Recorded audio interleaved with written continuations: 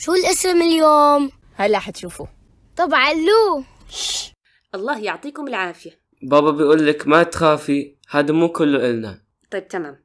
اسمع، الصناديق خليهم برا الله يرضى عليك عشان بيكون فيهم حشرات.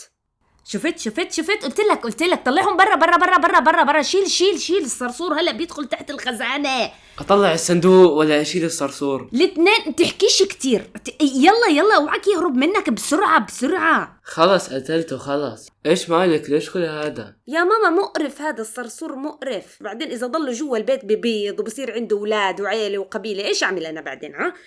إيش أعمل؟ طيب ماشي، ما قلنا لك ربي عنا، بس اخشوشني يا ماما، اخشوشني. طيب ماشي، رح أخشوشن. ماما شوفي عبد الهادي. اخشوشني. عن جد انك خلص. إيش؟ ولا شي، خلص سكتت. طيب استعيذي بالله واستغفري. ما حكيتش ولا كلمة. إحنا ما سمعناش ولا كلمة، لكن الله باطن يعلم إيش الفكرة اللي خطرت في بالك هلأ. بس أنا مش محاسبة على الأفكار اللي بتيجي ببالي. بس محاسبة على تركها في بالك. كيف يعني؟ الأفكار السيئة والوساوس عاملة بالضبط مثل الصرصور اللي بيدخل البيت. قد تكوني غير ملامة على دخولها، لكن أنت مطالبة أن تطرديها، أن تحاربيها، أن تستعيذي بالله منها، لأنك إذا تركتيها ستتكاثر وتكبر وتقوى لغاية ما تتحول من مجرد أفكار إلى أفعال. كيف؟ يعني خلينا نقول مثلا في معك بالصف شخص ذكاؤه قليل، وانت كل ما بتشوفه بتقول في مخك هذا الشخص غبي. طيب إذا ما طردت هاي الفكرة من دماغك واستعذت بالله واستغفرت منها والتمست لصاحبك عذرا وأحسنت الظن به، فهذه الفكرة حتما ستكبر حتى تتحول إلى ذنب تحاسب عليه. سيأتي اليوم الذي تقول له فيه صراحة أنت غبي، أو ستغتابه، أو سيتحول إلى عمل قلب زي الكبر مثلا. كيف يعني عمل قلب؟ يعني تتحول من مجرد فكرة عابرة إلى معتقد، إلى أمنية حقيقية ورغبة صادقة نحاسب عليها. إحنا كلنا بنعرف إنه لو الإنسان عنده رغبة صادقة في الحج مثلا لكنه ما استطاع، يكتب الله له أجره، صح؟ طيب تخيل إنسان يتمنى يكون مغني مثلا، أو يتمنى أن يكون عنده مال عشان يصرفه في الحرام، عنده تعلق ورغبة شديدة بأن يعصي الله لكنه ما يستطيع حاليا. عمل القلب هذا يحاسب عليه. ليش يحاسب علي؟ طب ما هو ما عمله. ما انتوا لازم تفهموا انه التفكير عبارة عن مجهود، زي المشي بيستهلك سعرات حرارية، بتعب وبياخد وقت. هذا المجهود عامل زي تمارين التسخين. التفكير في العمل يسهل عليك العمل، فالتفكير في الطاعة يسهل الطاعة، والتفكير في المعصية يسهل المعصية ويفتح لك أبواب الشر. بتصير المعصية اللي كنت متخيل إنها بعيدة ولا يمكن تعملها، أول ما تتاح لك الفرصة تلاقي حالك عملتها من غير ما تشعر. لأني تدربت عليها في مخي. فالفكرة اللي بتخطر ببالك وتروح هذه لا تحاسبي عليها، لكن الفكرة اللي بتقعد وبتلف وتدور وتسكن وتعشش في قلبك هي لا تعتبر فكرة، هذه أصبحت من أعمال القلوب. وعلى فكرة أخطر الأعمال هي أعمال القلوب، الشرك والرياء والشك والكبر والحسد والنفاق، هاي كلها أعمال قلبية مش لازم تبين على جوارح الإنسان، لكن الله الباطن يعلمها ويحاسبنا عليها. يعني اسم الله الباطن معناه العليم؟ شوف ركز معي، اسم الله الباطن فيه المعاني المقابلة لاسم الله الظاهر. اسم الله الظاهر له معنيين. أول معنى قلنا أنه العلي فوق عرشه، وهذا المعنى قد يوحي أن الله بعيد، لكن الباطن بيقولك لا، صحيح أن الله فوق عرشه لكنه باطن، ليس دونه شيء، ليس أقرب منه شيء، قريب بعلمه وإحاطته. ظاهر عليم بالظواهر، باطن عليم بالبواطن وخبايا النفوس والصدور. يعني أنت يا حبيبي بتقدر تضحك على كل حدا إلا الله. لما تعمل حالك نايم، تعمل حالك مشغول، تعمل حالك تعبان، لما تبالغ في الألم، رجله، بطنه، مش قادر، ماما ضربنا، وهو مو لهالدرجة. لما ترد على التليفون ألو حتى لو أنت بتكح عن جد، لكن الله الباطن يعلم أنه هذه الكحة تحديدا زائفة. هذا الكذب في الأحوال قد تخدع به الناس، لكن الله الباطن كاشفك، كاشف حقيقتك. لما تعمل حالك مؤدب وانت في الحقيقة جبان، تعمل حالك صالح وانت في الحقيقة منتفع، تعمل حالك محترم وابن أصول وانت في الحقيقة تريد إحراج خصمك والتنقيص منه. مهما كنت ممثل بارع، الله الباطن يعاملك على حسب حقيقتك. يما إحنا غالباً بتلاقينا بنهتم بإصلاح العيوب التي يطلع عليها الناس. أهتم أن ألبس الحجاب، أهتم أن أتوقف عن الكلام البذيء، أهتم أن ألتزم بصلاة الجماعة، وهذا شيء طيب طبعاً. فإذا ظن الناس بنا خيراً فلا نهتم ساعتها بإصلاح ما بداخلنا. ليش؟ طب ماذا عن الذنوب التي لا يعلمها إلا الله؟ يعني تخيل أن الأفكار لها مكبر صوت، الناس يسمعون حديثي مع نفسي في الصلاة، يسمعون ظنوني السيئة، يسمعون ما أقول عنهم. مش إشي بخجل؟ والله بخجل. طب ما هو رب العزة يسمع هذه الأفكار، ألا أستحي منه؟ بطون الله سبحانه وتعالى وقربه مني وإحاطته بي علما المفروض تخليني أستحي. يجب أن يهمني ما يراه الله مني. ما أحب أن يرى في عقلي شبهة أو سوء ظن، ما أحب أن يرى في قلبي حسد أو كبر أو رياء، ما أحب أن يرى في نفسي غلا وكرها وسخرية وجبن. فإذا دخلت هذه الأفكار غصب عني على القليلة يجب أن أهتم أن يراني وأنا أحاربها. كيف أحاربها يعني؟ بالعلم، بالتعلم عن الله، بالتحصن والاستعاذة، بذكر الله والاستغفار. أحاربها يا ستي بأن أشغل نفسي بالطاعة وبما هو مفيد. وهو لما يشوفك الشيطان قاعدة فاضية لا شغلة ولا عملة حيجي يسليكي. ليش أضفيرك هيك؟ ليش حواجبك هيك؟ ليش فلانة عندها وانت ما عندك؟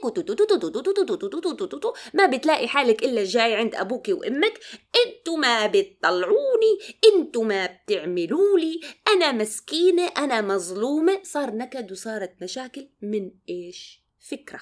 عشان هيك الإنسان لازم يكون مشغول، جسمه مشغول ومخه مشغول كمان. نفسك إن لم تشغلها بالحق شغلتك بالباطل. صحيح، لازم تعرف أن الباطل خفيف كالرغوة والحق ثقيل كالماء. فإذا كانت الرغوة تملأ عقلي، ماذا أفعل كي أتخلص منها؟ يجب أن نملأ أنفسنا بالحق، بالعلم النافع، بالقرآن والسنة. أتعلم مش بس أحفظ، أتعلم وأطبق. هذا هو الحق.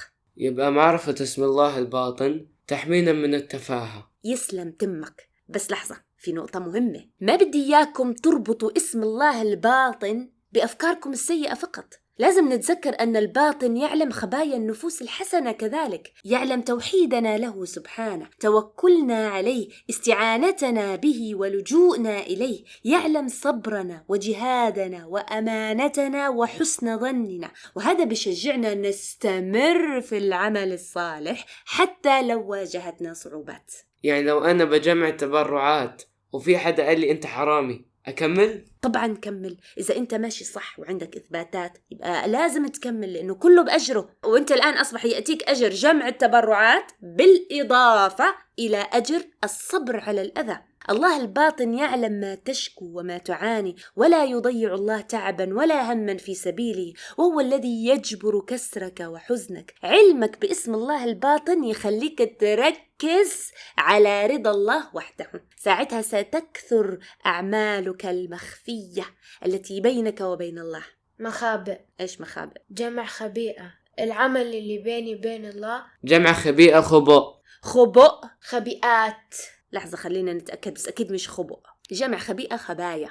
طيب زي إيش مثلا؟ صلاة الليل. صدقة السر. صدقة السر مش لازم تكون مع الغربة بس. ممكن من غير ما حدا يعرف تقوم تنظف الثلاجة ولا ترتب درج من هالأدراج. ممكن تحط قطعة شوكولاتة في شنطة أختك من غير ما تقولها. يا سلام. تعرفوا ممكن نتصدق بإيش كمان؟ إيش؟ بالمظالم. كيف يعني؟ يعني أي حدا أذاك أو تكلم عنك بالسوء تسامحه. أوه قوية هاي. بس من غير ما تحمل الناس جمايل. خليها بينك وبين الله الباطن. مفهوم. استنى، وين رايح؟ لسه في معنى تاني. إحنا قلنا المرة اللي فاتت أن الله الظاهر هو الواضح المبين الذي يدل عليه كل ما في الكون. الباطن هو المحتجب الذي لا يمكن الإحاطة به علما، لا تدركه الأبصار، لا يمكن أن تعرف من هو الله معرفة كاملة. كيف يكون الله واضح ومحتجب في نفس الوقت؟ ليش مستغرب؟ في شيء داخل جسمك ظاهر وباطن في نفس الوقت. إيش هو؟ فكر. أنت قولي، أنا مو قادر أفكر. ليش يما مو قادر تفكر؟ تعبان، نعسان. عرفت، المشاعر. المشاعر؟ يمكن صح، بس مو هذا الجواب اللي بدي إياه. الروح يا عيني عليكي، إحنا كلنا فينا روح صح؟ طبعا. وين الدليل؟ هيني عم بحكي معاكي وبسمعك وبشوفك وإيدي بتتحرك وقلبي بدق. مليون دليل وأثر على وجود الروح. الإنسان عندما تسكنه الروح تأنس به، يملأ عليك البيت، فإذا خرجت روحه صار النظر إليه مرعبا، صار الدخول على الغرفة التي هو فيها يقبض الأنفاس. طيب هاي الروح عبارة عن ماذا؟ ما حدا بيعرف. لو إنسان واقف على ميزان وخرجت روحه وهو واقف على الميزان لا يقل وزنه ولا جرام. هذه الروح ليس لها وزن، ولا نراها ولا نسمعها ولا نعرف كنهها، ومع ذلك آثارها لا ينكرها عاقل. يبقى هي ظاهرة وفي نفس الوقت إيش؟ باطنة. فالله سبحانه وتعالى حط لنا الروح داخل أجسادنا عشان إذا حدا تجرأ أن يطلب فهم صفات الله وذات الله، إيش نقول له؟ انت روحك اللي داخل جسمك مش عارفها، كيف بدك تعرف ذات الله؟ الباطن معناه أنه عقل الإنسان لا يمكنه أن يدرك صفات الله، لأن الله ليس كمثله شيء. يعني مثلا الله قال عن نفسه أن لديه يد. هل يد الله تشبه أيدينا أو حتى تشبه أي شيء نعرفه؟ لا، ليس كمثله شيء. بالتالي إحنا لا نستطيع حتى في الخيال أن ندرك حقيقة يد الله أبدا، لا نستطيع. وهذا هو جواب سؤالك المرة اللي فاتت، كيف ينزل الله إلى السماء الدنيا مع أنه ظاهر ليس فوقه شيء؟ أنت بالنسبة لإلك كإنسان النزول كيف شكله؟ إنك تكون في مكان عالي وتنزل تحت، فبتتخيلي أن نزول الله نفس الشيء، بس أنت بتنسي أن الله ليس كمثله شيء. نزول الله يختلف عن نزولك، ليس له علاقة بنزولك، فما حتستوعبي كيف ينزل الله. طيب يبقى ليش يقولنا إنه ينزل إذا إحنا ما حنفهم؟ ما هو أنا لازم أفهم الغرض والمراد من الحديث. الله سبحانه وتعالى يقول لنا أنه ينزل في الثلث الأخير من الليل فيقول هل من سائل فأعطيه. أنا لما أسمع هذا الحديث إيش المطلوب مني؟ ماذا يريد الله مني أن أفعل؟ أن أقوم الليل. يا عيني عليك، أن أقوم الليل، أن أعرف أن باب التوبة مفتوح، أن أعرف أنه سبحانه يحب أن يغفر ويجيب، لكنه لا يريد منك وأنت غير مطالب بأن تعرف كيف ينزل. كيف؟ هذه مش داخل بالمنهج، وانت ما عندك القدرة على معرفة حقيقة هذا الأمر. بالتالي فأي مجهود تبذله في معرفة كيف هو بدون فائدة.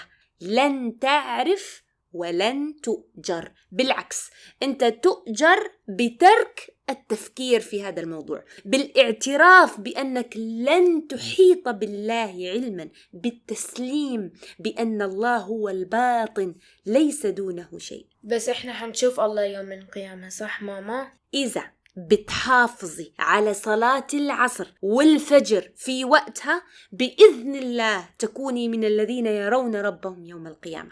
وضلك ادعي اللهم إني أسألك لذة النظر إلى وجهك والشوق إلى لقائك. هاجر كنسي الأرض لو سمحتي، وعبد الهادي نزل الكراتين اللي على الباب الله يرضى عليك. أعوذ بالله. إيش مالك؟ صرصور داخل مخي.